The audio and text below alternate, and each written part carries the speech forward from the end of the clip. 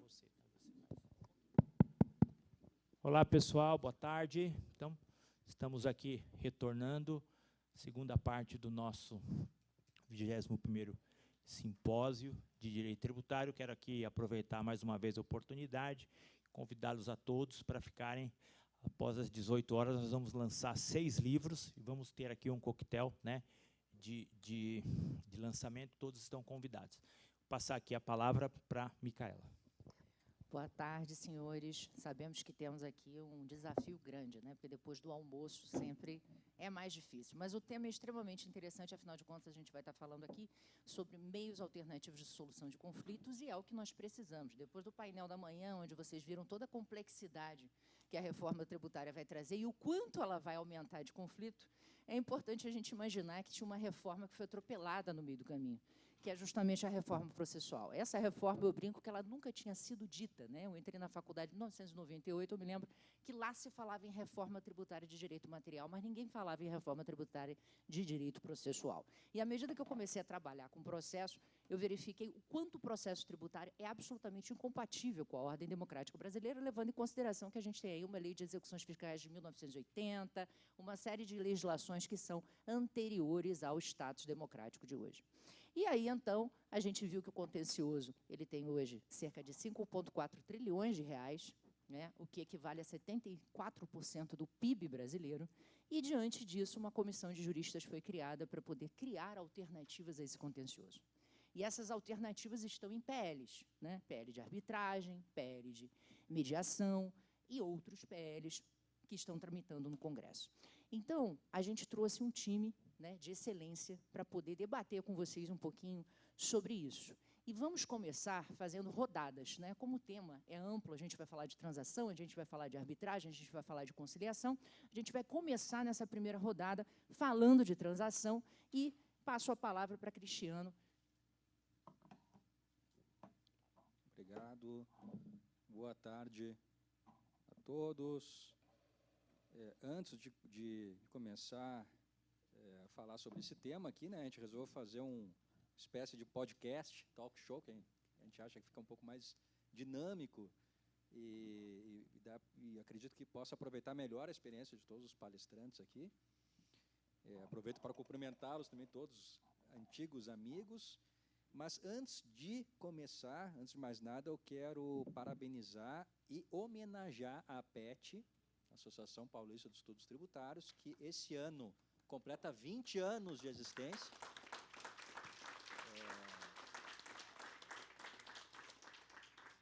Está no seu 21º simpósio. Olha, isso é algo incrível, ainda mais num país difícil, economicamente, como o Brasil, cheio de crises que vão e voltam o tempo todo, e a APET, na pessoa do seu presidente e fundador, Marcelo Magalhães, sempre realizou os congressos, e muito mais do que isso.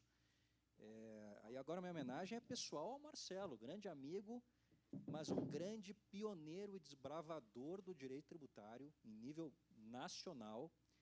Eu me lembro lá no longínquo ano de 2002, quando eu conheci o Marcelo. O Marcelo começou a fazer algo que ninguém fazia na época, que era... Eu te conheci assim, Marcelo, fazendo aqueles livros de temas bastante atuais, temas do momento, com vários autores e abrindo portas para muitos autores novos, inclusive eu.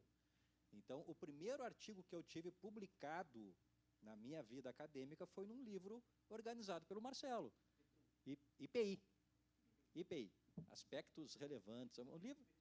Isso, foi junto, foram os dois primeiros, E a primeira palestra que eu dei como palestrante num congresso, ou seja, porque antes eu já participava de congresso naquelas mesas, oficinas lá do congresso do IDEP, mas assim como palestrante mesmo num congresso foi num simpósio da APET. Não lembro agora se 2013 ou 2004, lembro até de quem estava junto, que era o Júlio Oliveira, grande amigo, o Helenilson Cunha Pontes, era um tema de planejamento tributário. Então, assim, o Marcelo abriu portas para muitas pessoas, né, para muitos tributaristas. Então, é algo que a gente tem que agradecer sempre e lembrar sempre, né? E segue aqui abrindo fronteiras constantemente. Então, parabéns, Marcelo, e obrigado. Então, o tema de hoje, né, é um tema que tem a ver com um problema. Micaela falou muito bem, né, a questão da reforma tributária.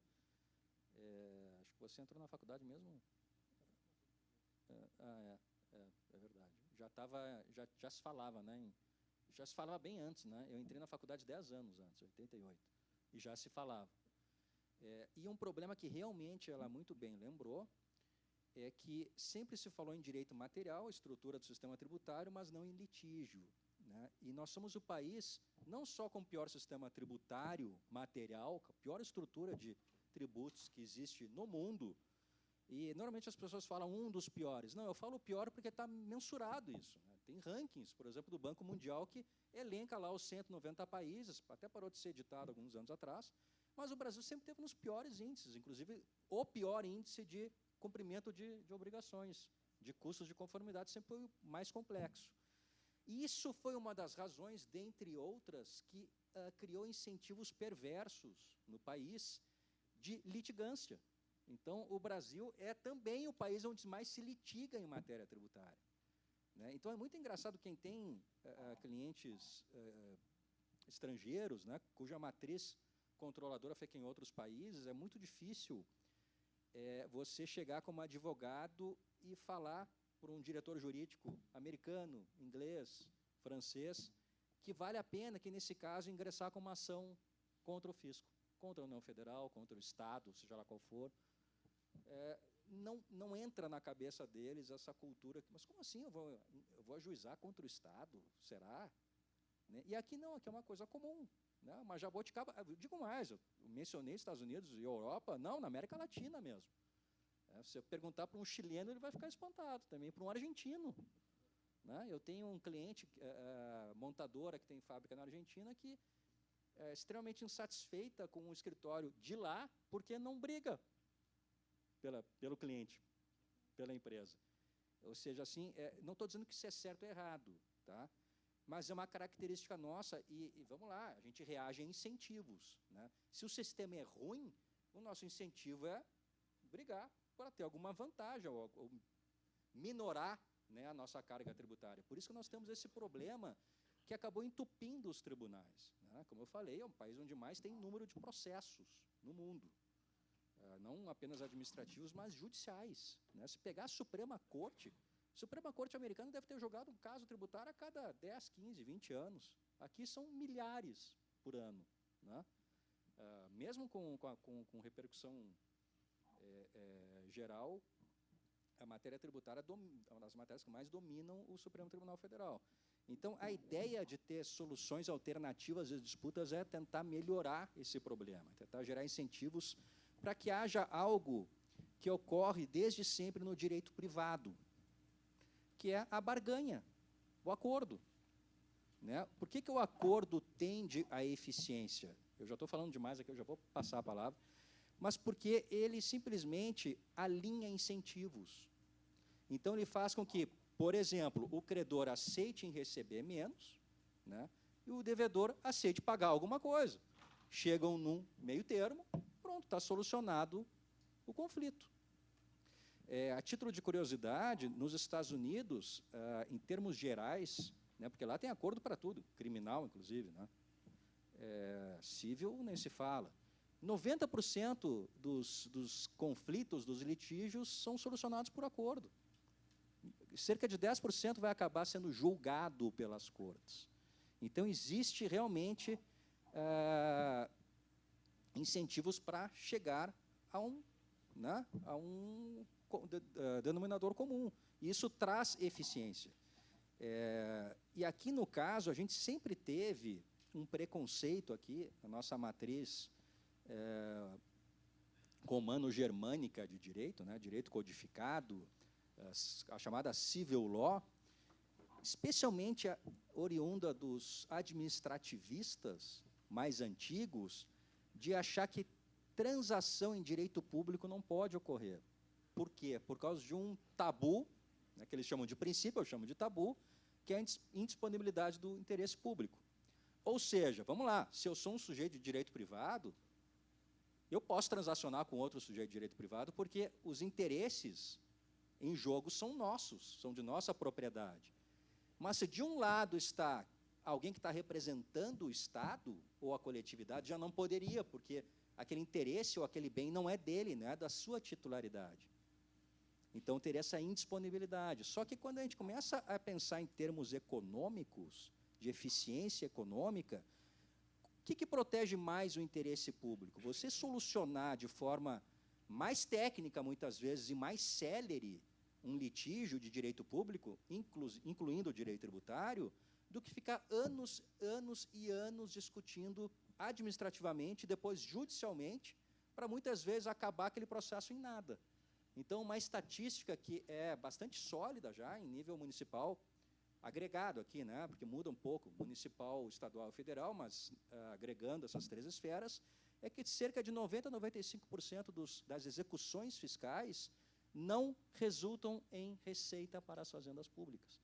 E duraram anos, consumiram recursos escassos, né, honorário de advogado, né, remuneração de procurador da fazenda, juiz, tempo de julgamento. Tudo isso é custo de oportunidade proibitivo que, na verdade, não protege o interesse público, prejudica o interesse público. Então, esse é o racional da transação, é você poder ter um acordo entre as partes. É claro que tem várias regras para que isso seja feito também de acordo com transparência, com legalidade, para que não seja apenas eficiência, mas desvirtue também uma questão de, no final das contas, é bem público, né, mas que ele pode ser melhor gerido dessa forma. Então, para iniciar, seriam esses os meus comentários. Obrigada, doutor Cristiano, sempre um prazer lhe ouvir. Gostaria de passar a palavra agora para o Rickson, que vai dar um overview sobre a transação no âmbito federal.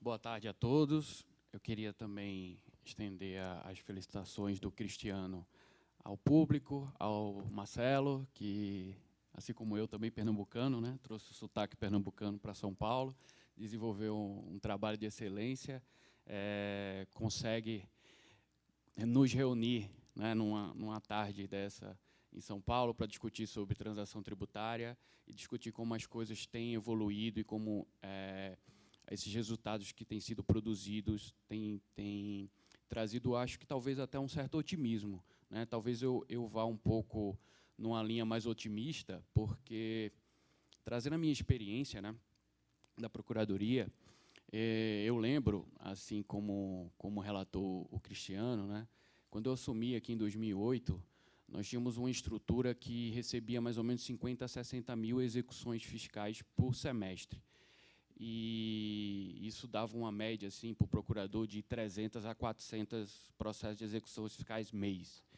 E eu brinquei, eu lembro uma vez que a gente estava numa mesa de bar aqui na proximidade, que a Procuradoria era na Alameda Santos, e eu disse, quanto DAF você já conseguiu ver pago nessa sua experiência? E a maioria tinha 1, 2 anos de carreira, 3 anos de carreira, e ninguém quase tinha um DAF para relatar, né? Era só a discussão de prescrição, decadência, processo administrativo fiscal físico, que era difícil achar, né?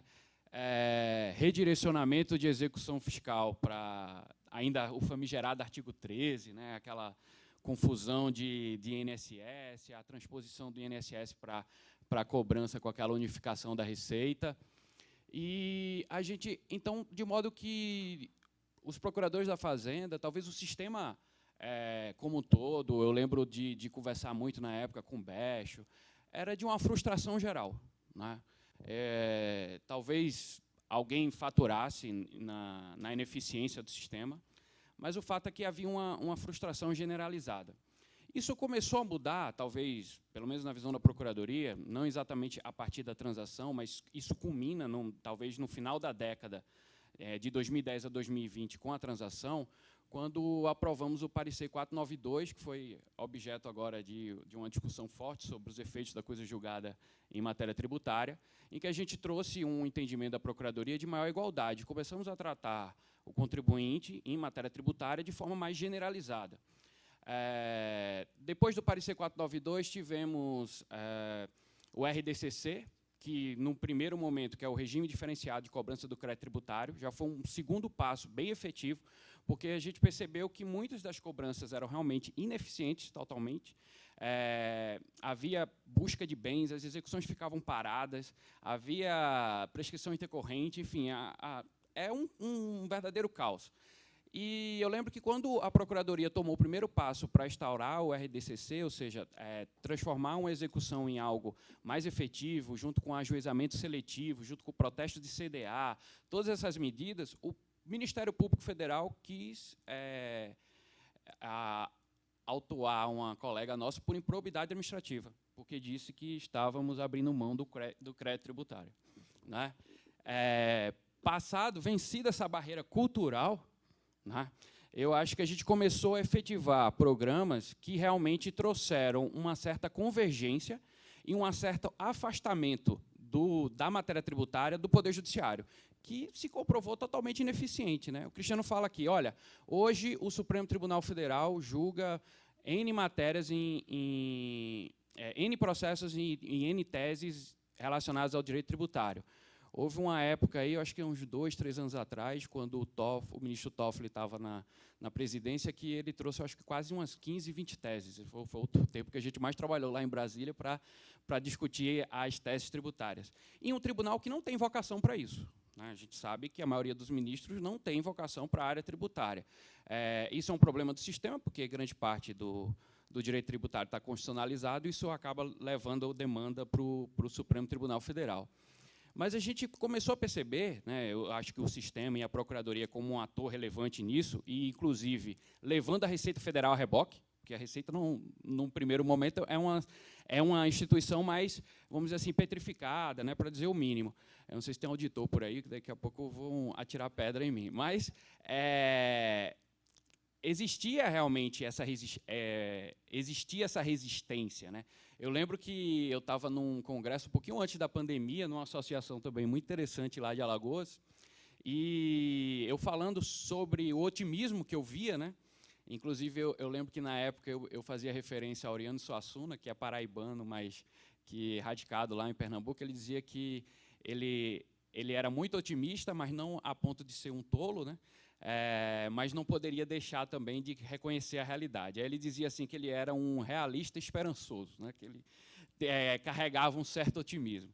Eu lembro que eu falei isso, e o professor Scaff, que estava na plateia, ele ia falar um pouco depois, falou: o procurador da Fazenda é um iludido, né? Aquilo doeu no meu coração. Depois a gente saiu para tomar um chopp, e eu conversei com ele, e disse: o tempo dirá, professor, quem está certo, se a Procuradoria ou o senhor com seus cabelos brancos, né, que hoje a minha barba também já foi para o espaço, tem de visão sobre o futuro do sistema. E eu acho, sendo um otimista, um realista esperançoso, que o sistema modificou radicalmente. Hoje em dia, um procurador ou um juiz que atua na execução fiscal, ele não vive mais atolado em execuções fiscais infrutíferas. Nós não ajuizamos mais, ou talvez não na proporção que acontecia, claro que uma vez ou outra, não vou aqui fazer um compromisso com a inexistência do erro, mas talvez não na mesma proporção, execuções que são fadadas ao fracasso porque não tem bem do devedor, execuções decaídas, lançamentos com decadência, execuções com prescrição. Hoje já se admite você revisar administrativamente a dívida escrita, a gente já ajuiza com a indicação dos bens, então faz o protesto a partir de determinado valor, e tudo isso culminou com essa possibilidade de transacionar o crédito tributário, que talvez seja uma evolução do parcelamento, né? Eu estava até, inclusive, semana passada em Brasília, o julgamento na STJ, e aí, conversando com o chefe da dívida da primeira região, eu comentava com ele: qual a sua impressão, passado esse tempo, da transação tributária? Aí ele falava que tinha uma certa resistência, porque ele encarava a transação como extinção do crédito tributário, e que poucos acordos de transação resultavam na extinção imediata do crédito tributário, né? O que a transação tem feito hoje é basicamente regularizar o passivo fiscal, mas ele achava que deveria ter uns estímulos, incentivos, os nudges, mais efetivos para a extinção efetiva do crédito tributário a partir da transação. Então, um desconto maior que trouxesse esse papel. Mas, a par disso, né, e aí, naturalmente, eu quero abrir o debate, o fato é que, hoje, nós temos uma convergência muito maior, e talvez nunca vista, né,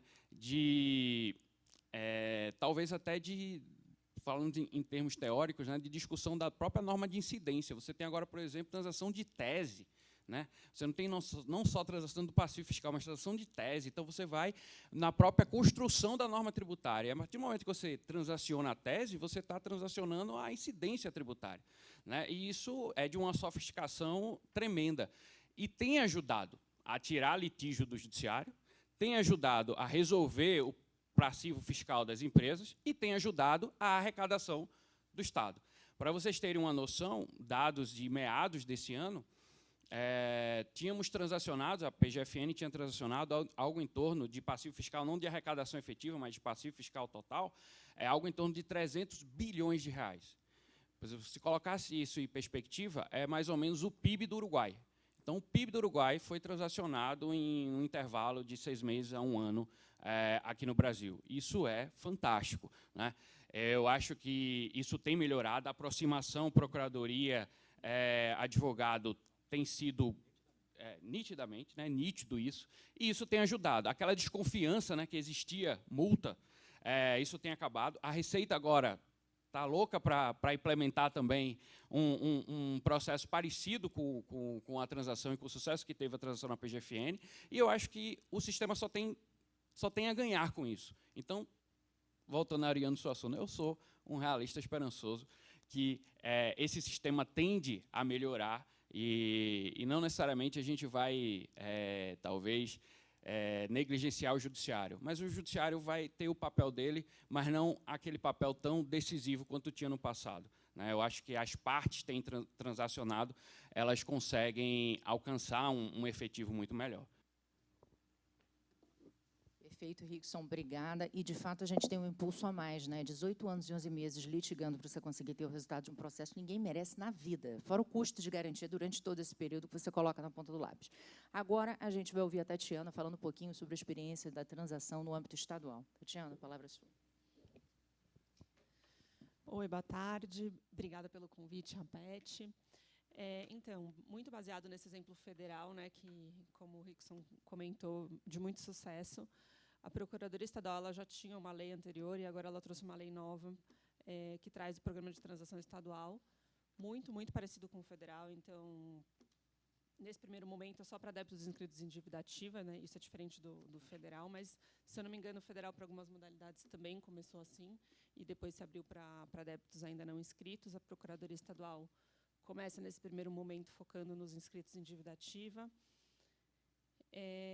Traz as 3 modalidades muito parecidas com o federal também, então, o contencioso de pequeno valor, o contencioso de controvérsia disseminada e a cobrança de créditos. Também são as 3 modalidades que a gente vê aí no federal. O que eu acho de interessante aqui nesse programa estadual? Eu acho que se percebe uma mudança de cultura, como o Rickson comentou, do procurador não ter mais aquele medo de que qualquer ato dele possa ser visto como uma renúncia fiscal. Então, acho que essa mudança de cultura que começa no federal, agora a gente começa a ver no estadual. Também acho que brilha os olhos da Procuradoria Estadual todo esse volume de arrecadação que o federal conseguiu e que eles também, obviamente, necessitam. Então, a gente começa a ver uma abertura da Procuradoria Estadual também para abrir esses programas de resolução aí de conflitos. Esse programa ele permite, então, só débitos inscritos em dívida ativa, e aí pode ser débitos perante o Estado ou perante fundações, empresas públicas, qualquer ente cuja cobrança caiba à Procuradoria Estadual. Assim como o federal também, estão fora dessas transações aquele devedor contumaz. Então, no federal se fala em devedor contumaz, aqui a lei usa o termo devedor em inadimplemência sistemática, mas acho que, apesar dos termos não estarem conceituados na legislação, a gente chega, acho que, no denominador comum aí, que aquele contribuinte, o mau contribuinte, não vai ser bem-vindo aí na transação. E aí, entrando um pouco nas modalidades, a modalidade... primeiro, alguns pontos que estão em comum aí em todas as modalidades. Obviamente, não está permitido desconto sobre o principal, então o desconto é sempre sobre multa e juros, mas o principal fica mantido. A Procuradoria coloca na lei que ela vai permitir tanto a utilização de crédito de ICMS acumulado, ICMS-ST, próprio, adquirido de terceiro, como também ela pensa em permitir utilização de precatório. Essa possibilidade de utilizar o crédito acumulado de ICMS vem num momento muito bom, né, pensando em reforma tributária. Então, muitas empresas estão preocupadas, mas o que eu vou fazer com esse estoque de ICMS, com essa reforma vindo aí e o ICMS sendo extinto? Então, a Procuradoria, apesar disso estar na lei, ela ainda, obviamente, vai precisar regulamentar, pensar como fazer isso. Os procuradores até comentaram que estão estudando aí sistemas, programas para automatizar ao máximo isso, mas a gente percebe uma vontade da Procuradoria de ajudar o contribuinte a resolver esse problema aí do estoque do crédito do ICMS, assim como o precatório, né, que também é um grande problema, principalmente na esfera estadual, que demora muito para pagar precatório. Então, muitas vezes a gente vê contribuinte desistindo aí até do precatório, porque não tem perspectiva de pagamento, né? Então, a possibilidade de usar o precatório de uma outra forma também acho que é visto com bons olhos aqui. Quanto aos depósitos, também a lei ela fala da possibilidade de usar o depósito. Fica só um ponto aberto, porque a lei fala que o saldo desse depósito só vai poder ser levantado se o contribuinte não tiver crédito perante a Fazenda. E aí a lei ela é um pouco omissa sobre o que seria esse crédito perante a Fazenda. Se é só o crédito não garantido, que não tem exigibilidade suspensa, ou é se qualquer crédito, a gente já viu isso na esfera estadual, no ECREDAC, por exemplo. Muitas vezes a empresa tem um crédito garantido e acaba tendo uma trava em ECREDAC, então fica aqui um receio que acho que é um ponto que os contribuintes têm sugerido aí um aperfeiçoamento da norma, que está em aberto ainda. Mas fato é que num primeiro momento vai se poder utilizar o depósito, isso para qualquer modalidade, tá bom? Entrando na transação do contencioso tributário de relevante e disseminada controvérsia, aqui é muito pautado no que a gente viu no federal. A ideia é que a Procuradoria ela solte editais com alguns temas que ultrapassam o interesse subjetivo, que são temas comuns para muitos contribuintes, e aí, para cada tema, ela vai trazer um edital com as regras próprias. A lei só coloca que um limite de redução vai ser de 65% do valor total e o prazo máximo de quitação vai ser 120 meses. Mas, para cada tema, a Procuradoria vai ter a liberdade de trazer um regulamento próprio, de falar, não, para esse tema o desconto é menor, para esse tema são tantas parcelas. Então, isso vai depender muito de regulações futuras aí de cada edital. Tá?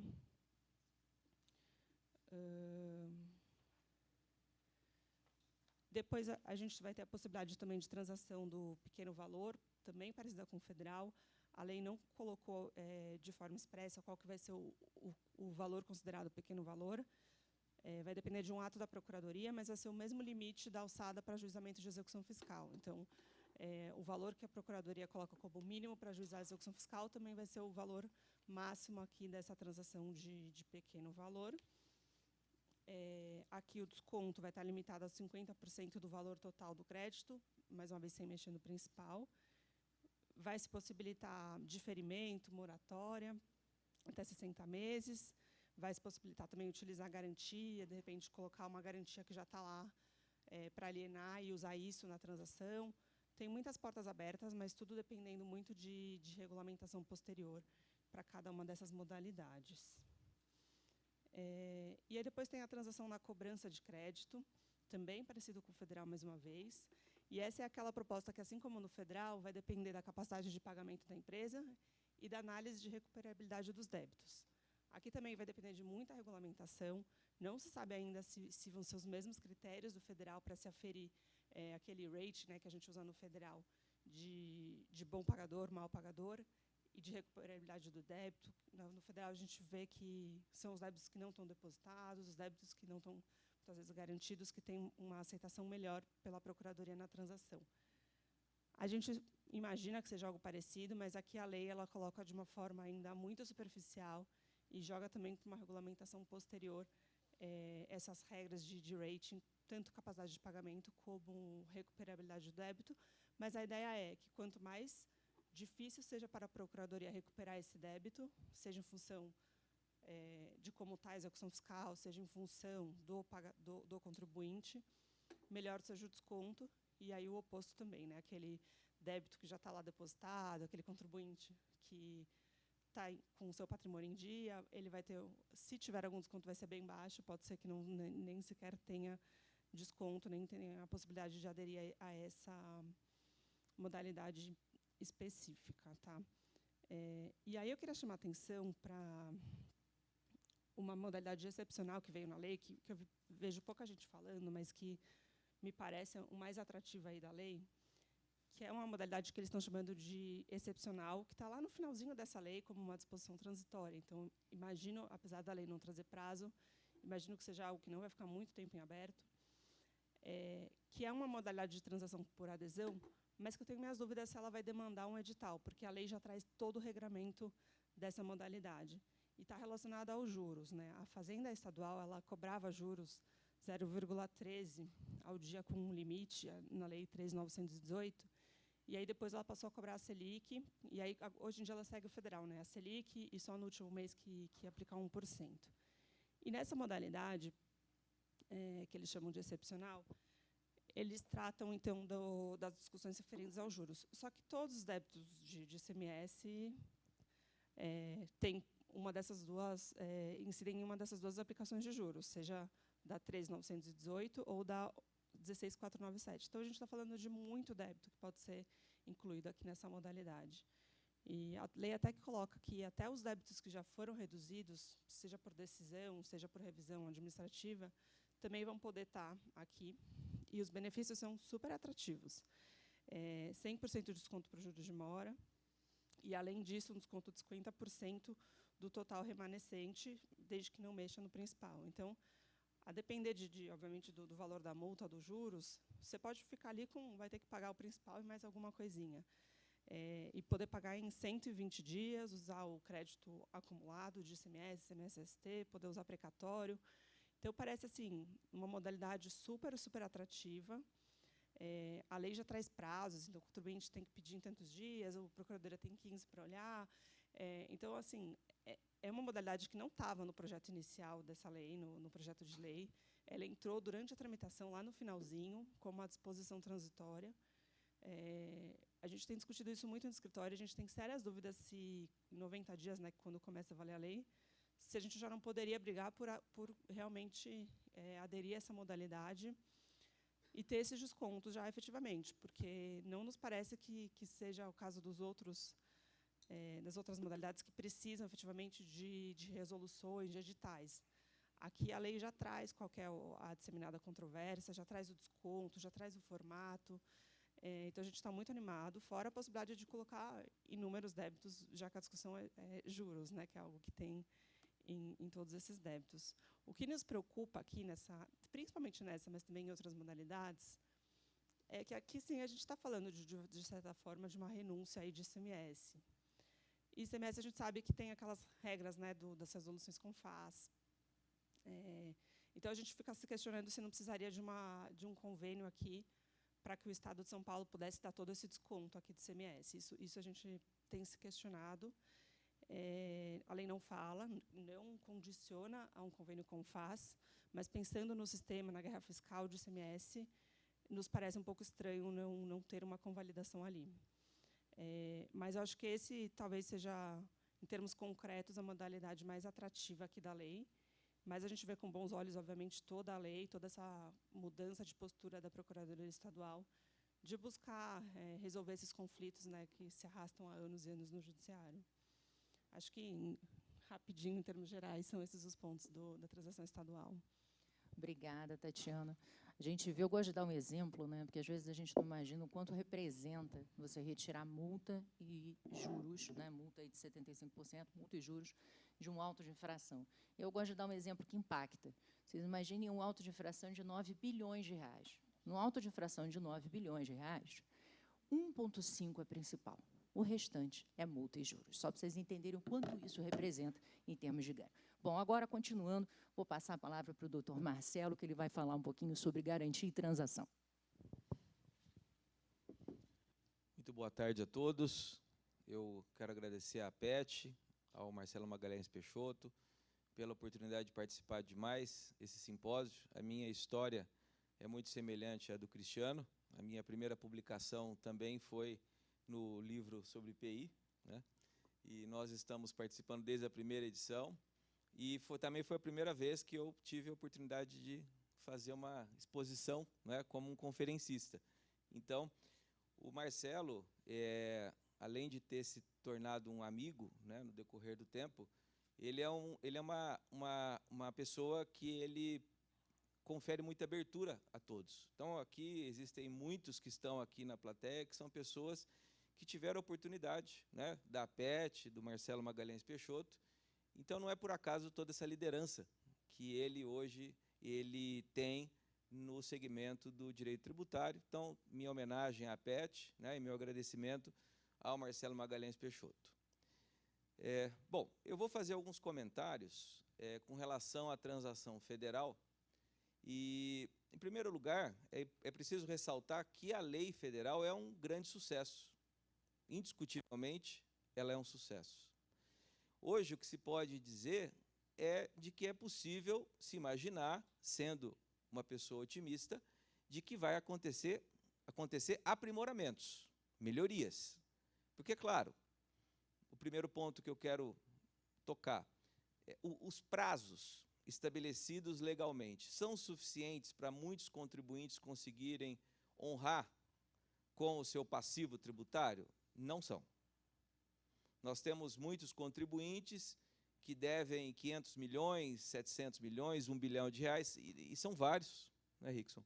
E que o prazo estabelecido pela legislação, né, e com relação às contribuições para a Seguridade Social, existe inclusive a trava constitucional, de 60 meses, o prazo é insuficiente. Então, há muitas pessoas que não encontram ainda uma oportunidade para poder fazer uma transação, mas gostariam e precisariam, né? Então, vamos imaginar que, num futuro, haja uma maior elasticidade com relação a prazos, inclusive a lei outorgando a possibilidade para que a Procuradoria defina esse prazo, dentro, obviamente, de algumas balizas, mas defina esse prazo de acordo com parâmetros legalmente estabelecidos. São muitas as empresas que, se tivessem 10 anos, 12 anos ou 20 anos, adeririam à transação. E, olha, conforme estava conversando aqui com o Rickson, né, eu perguntei para ele: Rickson, você já viu alguma situação de rescisão de transação por conta de esvaziamento patrimonial ou de alguma espécie de fraude perpetrada posteriormente? E eu fiz uma pesquisa e não encontrei. E o Rickson confirmou que ele também desconhece. Então, quer dizer, realmente, quando o contribuinte ele vai para a transação, o seu ânimo é de realmente entrar num plano de conformidade. Então, é mais ou menos assim, até aqui foi de uma maneira, a partir de agora vai ser diferente. Agora, esse é um aprimoramento que a lei precisa ser alterada, né? E quem sabe a legislação vir a ser alterada para que a Procuradoria ela tenha, inclusive, poderes para conformar, né, essa transação, não apenas com relação a prazo, como em relação a outros tópicos, que, com certeza, seriam uma forte fonte de incentivo e que conseguiriam atrair muitos contribuintes, né? Porque não se imaginar que um dia a Procuradoria possa ter, digamos assim, poderes semelhantes ao Ministério Público, né? Quando ele faz ali um termo de ajustamento de conduta, que a Procuradoria possa ter essa prerrogativa de trazer esse contribuinte para a conformidade, não em relação apenas ao seu passado, como também em relação ao seu futuro. Então, me parece que as críticas aqui apresentadas, né, elas não são merecidas, porque, na verdade, é uma pauta muito otimista, porque, conforme eu disse, a legislação ela é um sucesso, ela é excelente. Um outro ponto também aqui que eu quero apresentar, né, é que o que nós esperamos é que a Procuradoria tenha mais pessoas trabalhando nas transações. Então, a gente sabe que nem sempre os prazos, as transações são solucionadas num prazo regular. E hoje, com a dificuldade que os contribuintes, advogados, contabilistas têm de se comunicar com a Procuradoria, porque muitas vezes, olha, tem que ser pelo regularize, enfim, é muito difícil, né? Então, embora a lei seja um sucesso, mas alguns obstáculos tecnológicos foram estabelecidos e acredito que são óbices para que mais transações sejam celebradas. Agora, de fato, isso acontece. Então, você tem que ficar persistindo, você tem que ficar insistindo, e muitas vezes existe remanejamento, né, de competências funcionais, e aí, evidentemente, se poderia ter um sucesso muito maior. E para completar essa primeira intervenção, o que eu quero aqui chamar atenção agora em relação propriamente ao sistema de garantias, o artigo 184 do Código Tributário Nacional, ele estabelece o regime da responsabilidade patrimonial, que tem no Código Civil e que tem no Código de Processo Civil, segundo o qual, né, o contribuinte responde com os seus bens em relação às suas obrigações. Então, como que funciona ou funcionava até a lei da transação? Havia a Lei de Normas Gerais, artigo 184, replicado pelo Código Civil, né, pelo Código de Processo Civil, estabelecendo o chamado Instituto, né, da Responsabilidade Patrimonial.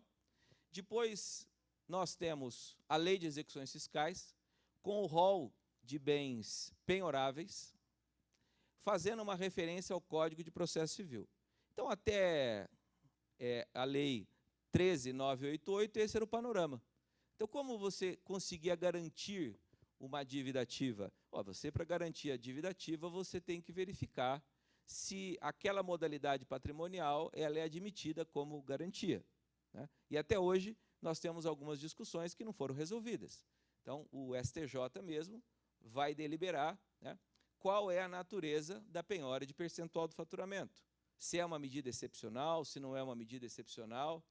O judiciário também está se debatendo se a teimosinha, né, que é uma modalidade de penhora de dinheiro, se ela não é uma forma também disfarçada de penhora de percentual de faturamento. Enfim, são temas que o judiciário está se debatendo. De qualquer maneira, até esse momento, né, o sistema de garantias era um sistema muito fechado. Quantas e quantas vezes quem é advogado, que trabalha com contencioso judicial, se debateu com o seguinte problema: olha, isso aqui garante uma dívida ativa? Esse patrimônio garante uma dívida ativa? E a Procuradoria, até o advento da Lei da Transação Federal, sempre muito refratária. Olha, se não está na Lei de Execuções Fiscais, se não está ali no Código de Processo Civil, eu não posso aceitar essa garantia. E a Lei da Transação Federal, ela rompe em que sentido? Primeiro, de que a porta da transação é uma porta que está sempre aberta, tendo ou não tendo bens para garantir aquela dívida ativa que vai ser transacionada.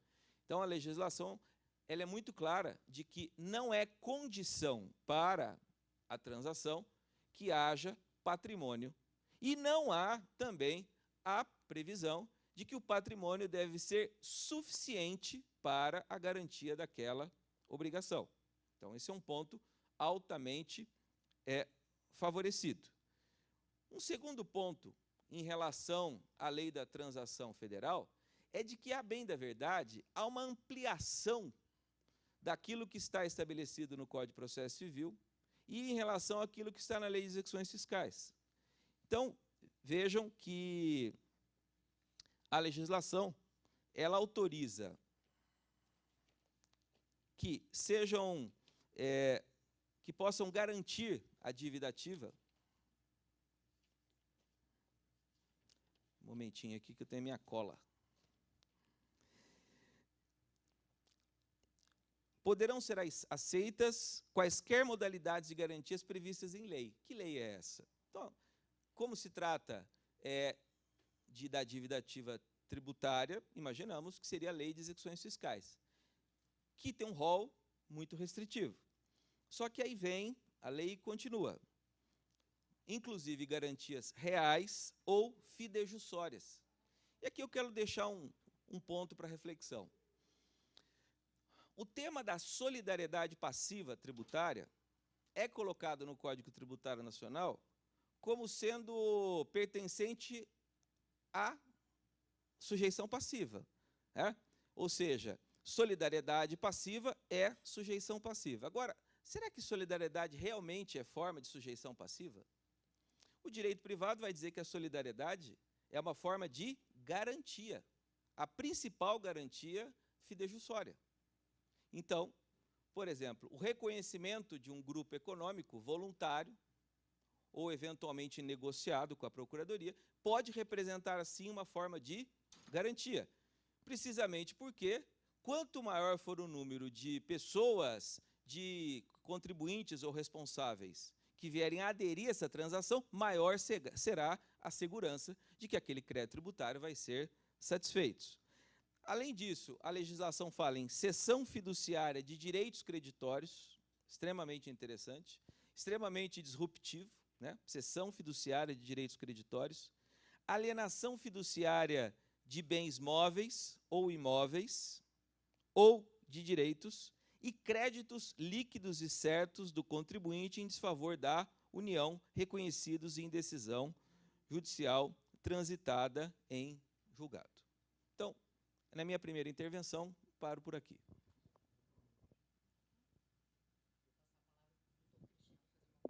Obrigada, doutor Marcelo. Obrigado, Micaela. Bem rápido, 1 minuto mesmo, só para pegar a esteira do Rickson e também do Marcelo.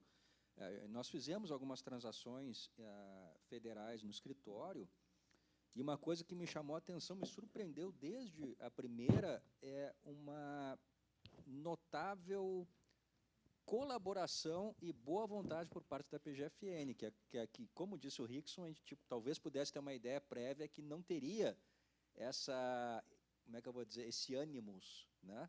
Mas não, realmente as forças-tarefas lá dedicadas à transação na PGFN me surpreenderam muito positivamente, como realmente querendo resolver o problema. E são bastante flexíveis dentro dos limites legais, dentro da transparência, evidentemente, mas são flexíveis, e realmente a ideia é resolver isso com devedores grandes e contumazes, né, que sempre teve, talvez até com razão, uma má vontade por parte das fazendas públicas.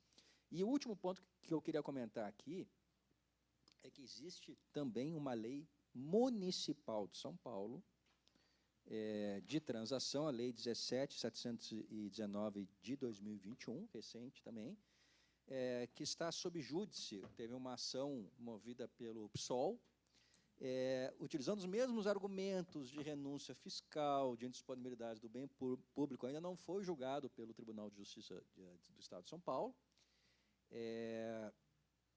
mas eu tive a oportunidade de co-escrever um parecer aplicando a análise econômica do direito para comprovar com dados que, na verdade, essa transação ajuda o município, né? Vai incrementar, inclusive, provavelmente, a arrecadação, não vai ter renúncia fiscal e vai trazer eficiência para esses processos que também não são judicializados, não se resolvem nada. Então, está em andamento.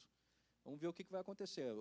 Eu participei, não como pelo escritório, mas como professor, por meio de uma associação, como amicus curiae. Então, vamos ver aí qual vai ser o resultado. Espero que seja, né, mantendo a transação.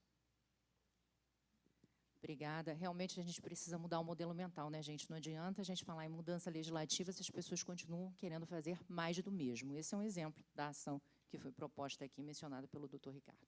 Bom, agora a gente deu uma visão geral para vocês com relação ao Instituto que, de certa forma, já está se consolidando, né? Veio a Lei 13.988, teve diversos desdobramentos, ainda existem diversas discussões em pauta, sendo que existem outros 2 institutos que estão despertando bastante interesse das pessoas, em razão dos PLs que foram apresentados, 2486, 2485, de arbitragem e de mediação. E então, agora, a gente vai fazer uma rodada justamente falando um pouquinho da perspectiva desses novos projetos de lei, desses institutos no direito brasileiro. Começo passando a palavra para o professor Cristiano. Procurarei ser breve também.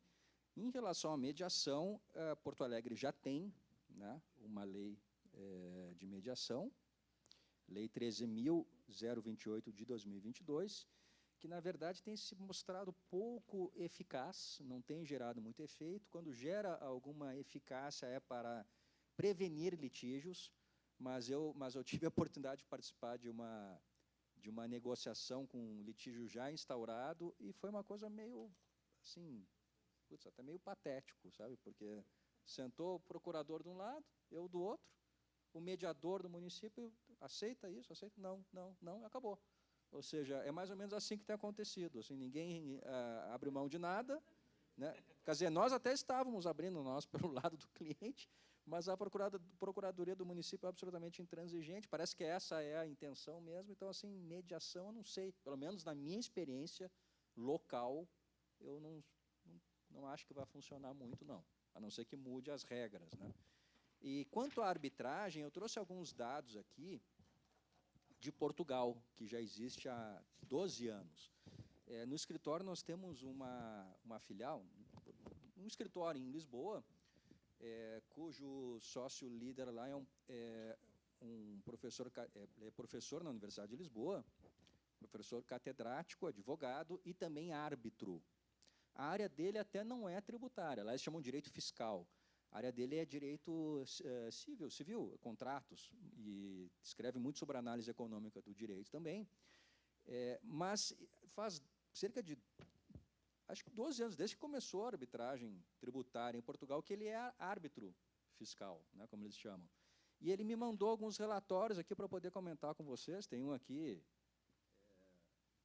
do CAAD, que é o centro lá de superior dos tribunais administrativos e fiscais, bem grande. Então, eu colhi apenas algumas informações que eu achei interessantes, né? Foi criado em 2011 a arbitragem lá, e tem funcionado bastante.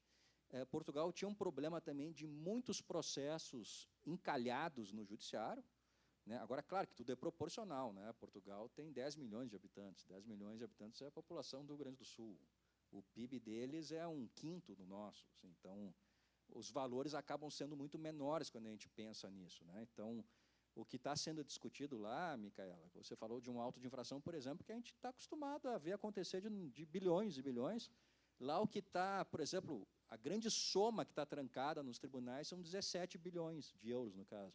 Eu me lembro de um processo, não tem problema dizer porque é público, né, de lucros coligadas e controladas no exterior da Vale, que era 60, 70 bilhões anos atrás. Então, imagina, nós estamos falando de 5 vezes o valor. Então, Portugal é um país pequeno, mas tem os problemas proporcionais a eles também, inclusive tributários.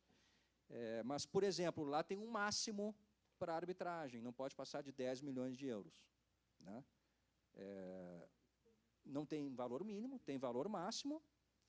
Decisão é final, né, como é a característica da arbitragem, senão não adianta nada judicializar, salvo em casos de manifesta ilegalidade ou inconstitucionalidade, mas são raríssimos os casos de se contestar o resultado de uma decisão arbitral. Quem indica os árbitros é este conselho, né, o CAAD. Quem é presidente do tribunal nunca pode ser árbitro de nenhuma das partes em nenhum outro processo, para evitar qualquer tipo de suspeição, coisa que não acontece, né, na arbitragem privada, pelo menos as que eu conheço. Os árbitros devem ser juristas com 10 anos de prática e presidente tem que ter doutorado em direito. Agora, é interessante que a grande maioria dos processos são valores pequenos.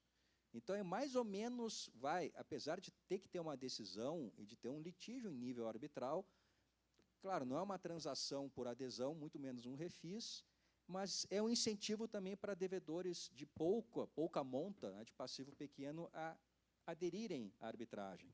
E existe um limitador de 6 meses para ser decidido, mas está sendo decidido na média de 4 meses e meio, ou seja, está sendo eficiente. Apenas 6%, 5,9% dos casos ultrapassam 1 milhão de euros. Assim, é a minoria. Não, pode comentar. Vou fazer o podcast aqui, de claro, fato. Claro, por favor. Por favor, por favor. Eu já acho que, hoje estava comentando aqui em silêncio baixinho, né? Não dá para comentar em silêncio, mas com o Marcelo, que a métrica aqui deveria ser diversa. Por quê? a arbitragem, eu acho, talvez funcionaria em processos realmente de grande monta. Eu também acho. Então, se O você contrário. pega o caso Vale, 60, 70 bilhões, então você resolve o caso Vale na arbitragem Concordo. e resolveu. Pronto. Me surpreendeu até. Agora, se você É o ficar contrário, né? trabalhando no varejo, talvez a gente tenha muita demanda, porque quantos CNPJs tem aqui no Brasil? Né? É verdade. E dívidas, eu não sei se funcionaria de maneira eficiente. Aqui né? eu concordo com você, mas por alguma razão que eu também não entendi, eles resolveram fazer com esse limite. E interessante aqui que eu achava que seria a IVA o principal imposto discutido, mas não, é só 16% dos casos de arbitragem versam sobre o IVA. A grande maioria é o IRC, que é Imposto de Renda Coletivo, que é o IRPJ, né, 24%. E mais ainda, aliás, o primeiro de todos é o Imposto de Renda da Pessoa Física, IRS. Imposto de Renda das Pessoas Singulares, 31% dos processos. Então, são alguns dados aí, mas o ponto é que está funcionando bem, aparentemente. Né, já tem 12 anos aí, melhorou muito a situação dos processos lá represados no judiciário, e talvez possa ser, né, não vou dizer um exemplo, mas uma inspiração aqui para que a gente institua também arbitragem no Brasil. Inclusive, eu fiz um curso esse ano da UERJ com a Universidade de Lisboa, achei muito interessante o parâmetro que eles deram para a gente. Uma arbitragem, em média, acaba em 6 meses. Você imagina? Trocar 18 anos e 11 meses por 6 meses, chega a ser uma emoção isso. Agora, eu concordo com você com relação à questão de que é realmente maiores valores. Até porque a gente precisa de uma tecnicidade, esse ponto da arbitragem, trazer essa especialização de quem vai julgar, é algo que faz bastante diferença. Inclusive, o próprio estudo do INSPER trouxe, né, vários dados. Se vocês não tiveram oportunidade de ler, eu recomendo muitíssimo que o façam. Agora, eu vou passar a palavra para a Diga. Desculpe, Micaela, só esqueci de mencionar o nome do meu sócio, Fernando Araújo. E eu falei, Fernando, faz 10 anos que você está julgando, faz um livro dos casos mais importantes, né, com comentários, e publica que vai vender que nem pão quente. Vai ser um sucesso no Brasil. Tatiana, está contigo. Não, acho que meus comentários são muito parecidos.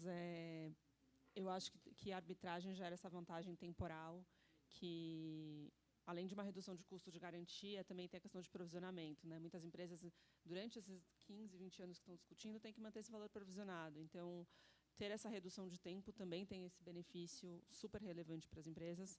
Eu também concordo que, no Brasil, imagino que funcionaria para débitos de valores mais altos, até pelo custo que a gente vê. Eu acho que em Portugal talvez a arbitragem tenha um custo menor, porque aqui a arbitragem privada tem um custo muito alto. É muito caro aqui.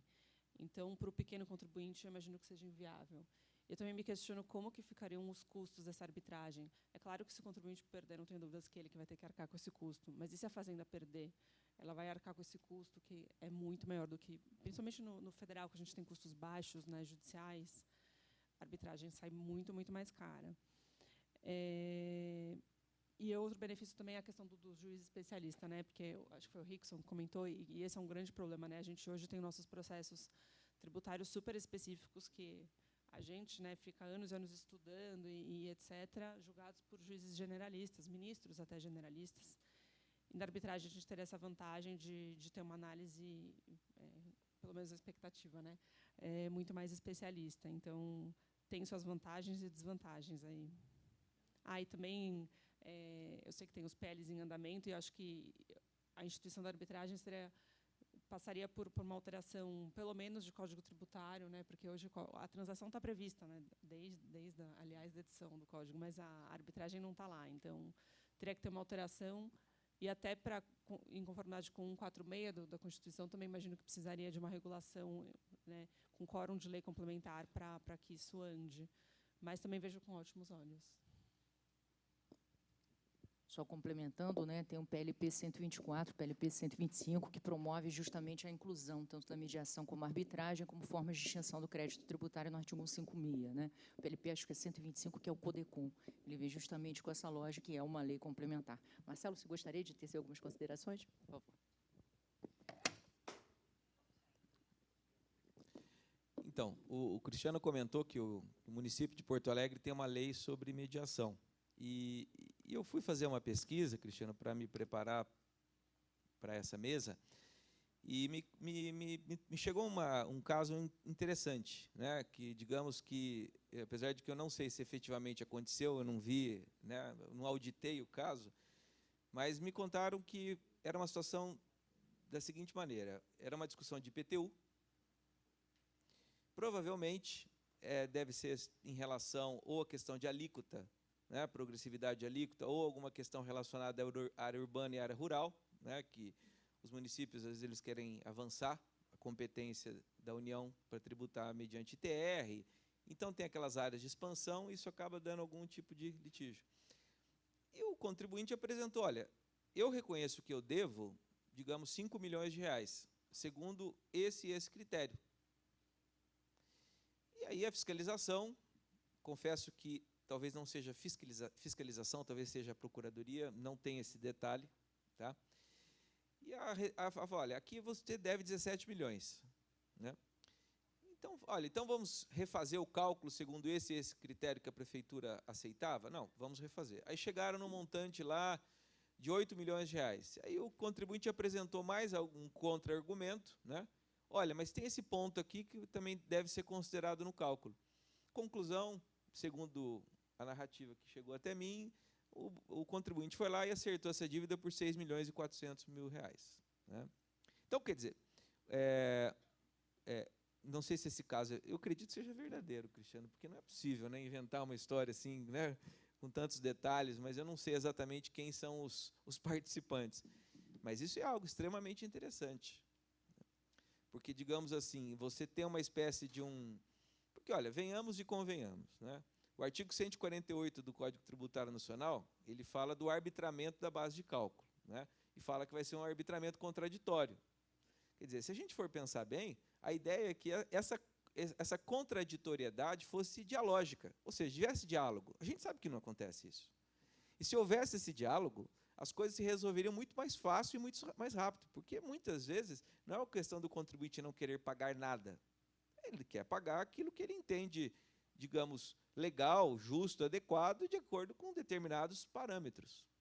Então, quer dizer, de certa maneira, lá no Código Tributário Nacional, essa história de arbitramento já trazia dentro dele uma ideia de arbitragem, uma ideia de mediação. Mas a gente sabe que isso acaba não acontecendo, porque as posturas, muitas vezes, do contribuinte e da própria Fazenda Pública são muito rígidas.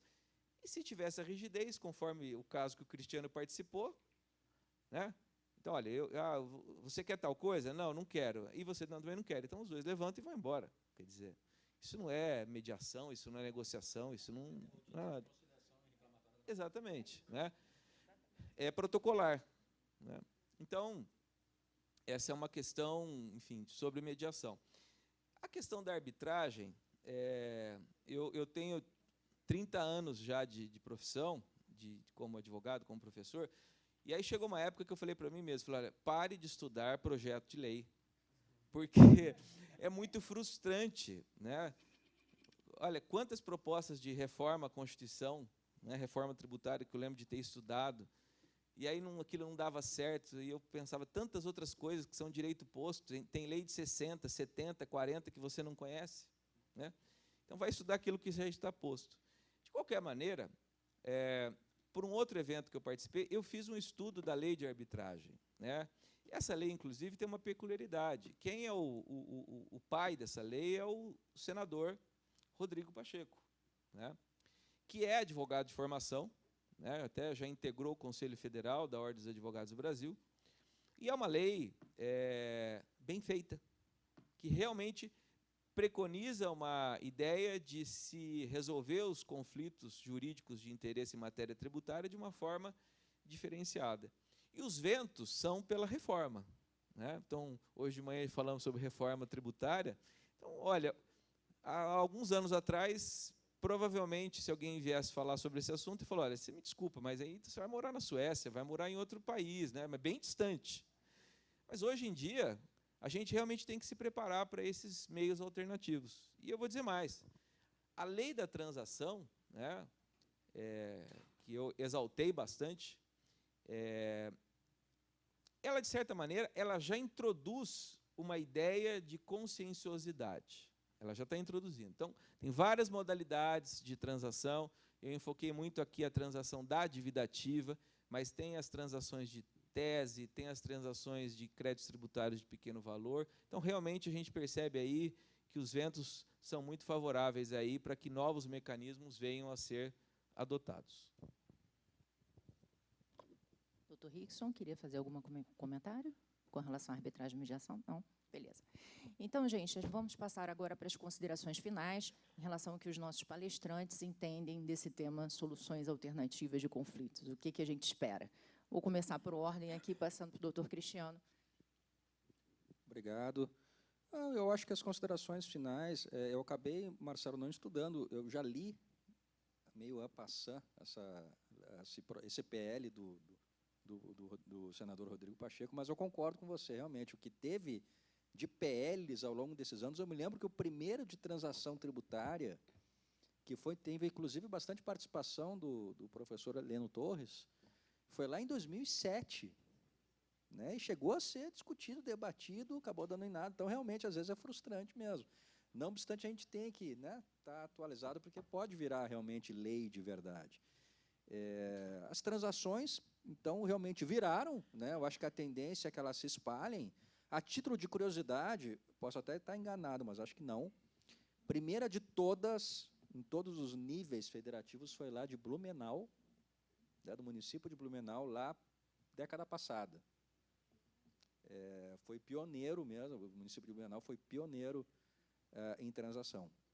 E depois nós tivemos a federal, estadual, né, e algumas municipais. Eu acho que a tendência é que seja, dando certo, a transação está sendo realmente um sucesso, né, que se espalhe, então, essa tendência. E o mesmo aconteça com mediação e arbitragem. Esperamos que sim, né, porque judicialização a gente já sabe que não é eficiente. Bom, eu acho que essa mudança de cultura, principalmente das procuradorias, de entender que, no final, todo mundo quer a mesma coisa, quer resolver os conflitos, ela auxilia no desenvolvimento de todas essas modalidades, né? A transação, né? Primeiro o teste federal de sucesso, agora o Estado também querendo.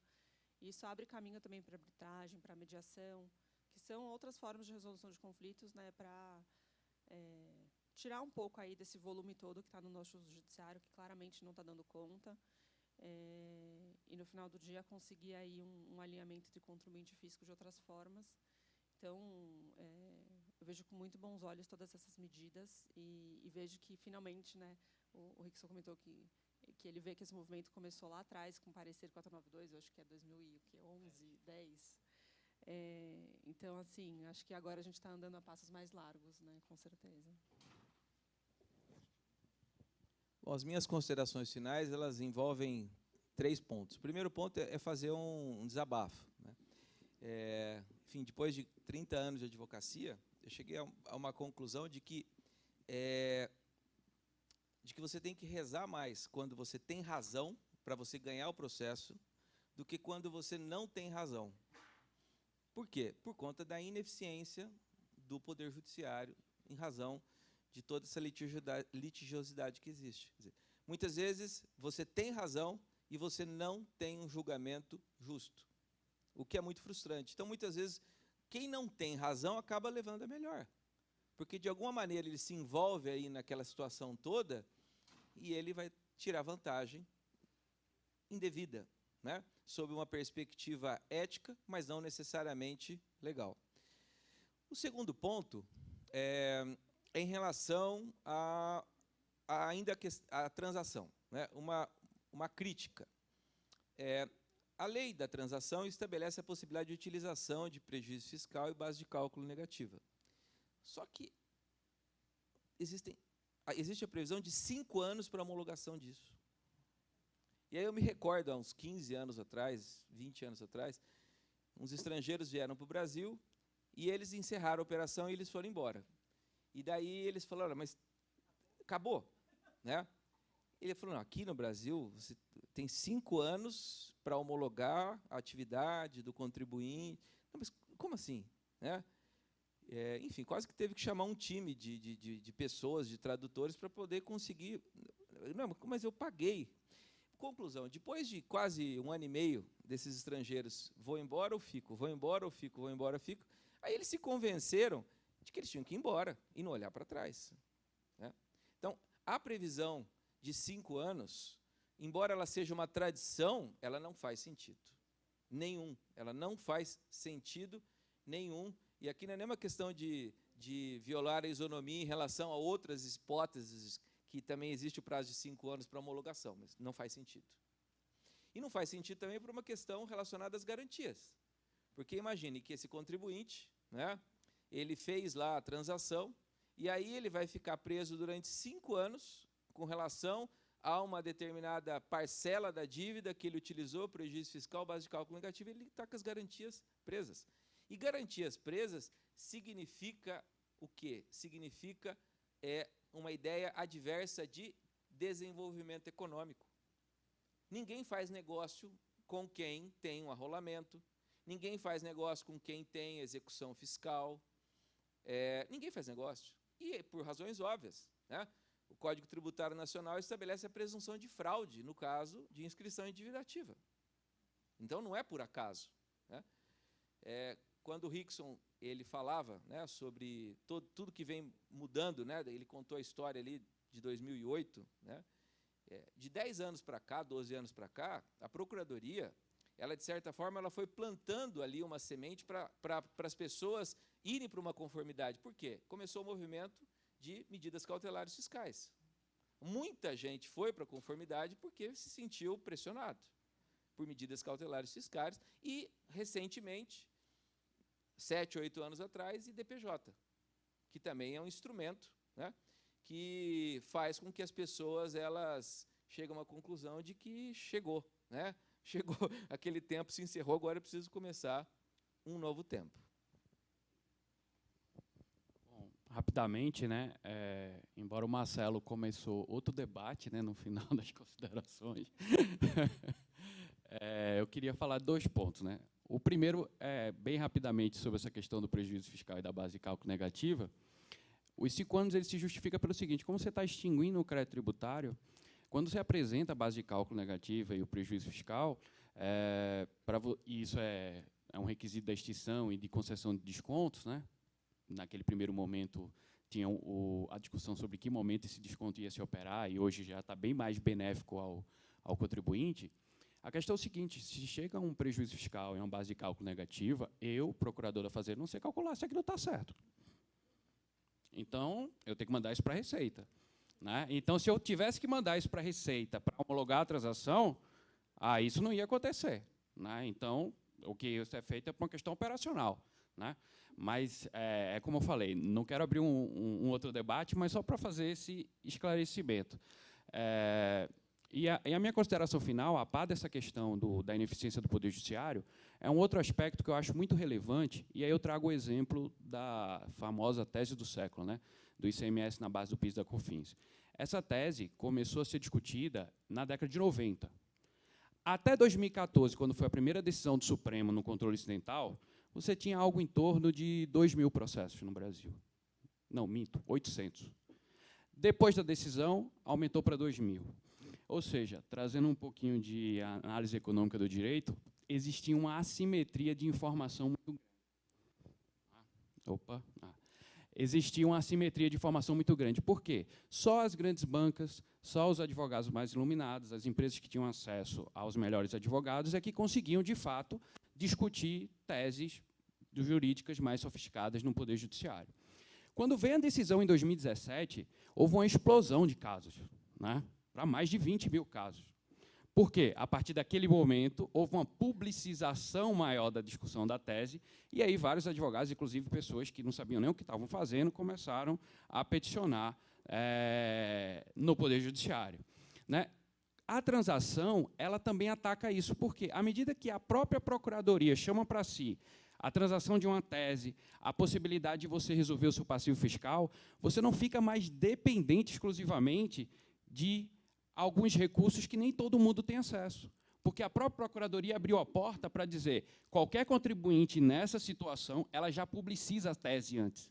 Ela já diz que você pode resolver o seu passivo fiscal. Você não precisa ficar dependente de alguns setores mais iluminados. E aqui eu faço uma deferência ao TRF da 4ª Região, porque eu atuo muito nos tribunais superiores, e a gente brinca até, né, o TRF da 4ª Região tem um apelido para a gente interno de Supreminho, porque ele é quase todas as grandes teses que são discutidas no STJ e STF sobem primeiro do TRF 4ª Região.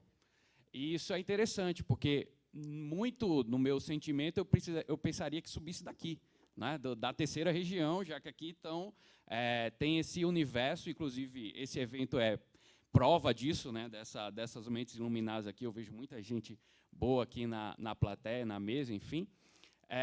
Mas é o TRF da 4ª Região. Então, é produzido muito conhecimento jurídico, jurisprudencial, a partir dessas discussões. Mas pouco alcance generalizado. A transação, não. A transação ela tem esse alcance generalizado porque é o próprio Estado que abre essa porta para que qualquer contribuinte possa se valer, seja transacionando seu passivo fiscal, seja transacionando uma tese, que talvez ele nem imaginasse que pudesse ser discutida. Então, com isso, eu encerro. Agradeço mais uma vez a banca, a plateia, e fico aqui à disposição para eventual debate, conversa aqui no coffee break, fiquem à vontade. Muito obrigado. Pessoal, olha só que interessante. Essa correria de fim de ano, até não me dei conta, mas o Eduardo, que está aqui na plateia, brilhante, o formando pelo Mackenzie, e estagiário do escritório aqui em São Paulo, acompanhou o julgamento daquele caso da ação movida pelo PSOL contra a lei de transação municipal de São Paulo e ganhamos. Ou seja, foi considerada constitucional, sem dúvida, sem dúvida. E nessa correria de viagem para tudo que é lado, eu realmente não me dei conta. Tem uma particularidade que é o seguinte: nos contrataram depois do prazo para ingressar como amicus curiae, mas a gente ingressou assim, dando, né, pedalado na porta mesmo, juntando petição, juntando parecer. Né, aqui, segundo o Eduardo, que assistiu, o relator ficou chateado com essa atuação nossa, né, de entrar depois do prazo. Disse que queríamos forçar a integração na ação, disse que não leu o parecer, já que não havia amicus curiae no processo, mas citou o parecer várias vezes no voto, né, que vencedor do caso. Ou seja, funcionou. Que bom. É bem possível, exatamente. Então, era isso.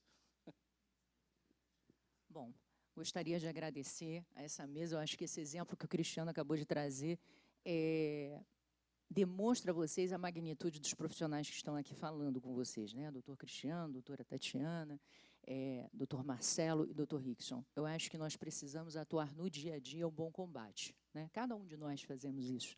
E essa discussão de soluções alternativas, a gente sempre buscando um bom combate. Um combate da forma adequada, com as armas justas, com a Procuradoria sempre disposta. Inclusive, nesse aspecto, gostaria de reforçar a Procuradoria da Fazenda Nacional, sem dúvida, foi a primeira a abrir esse bom combate. E isso é muito importante, porque é uma mudança de modelo mental, de psicologia fiscal.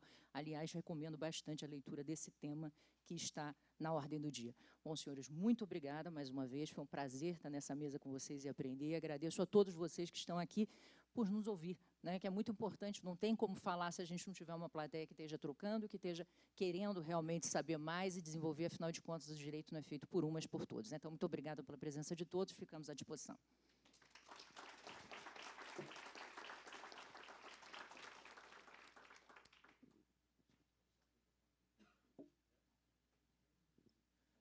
Bom, pessoal, olha só, em 10 minutos a gente vai, né, vamos tomar um café, mas temos 10 minutos para perguntas.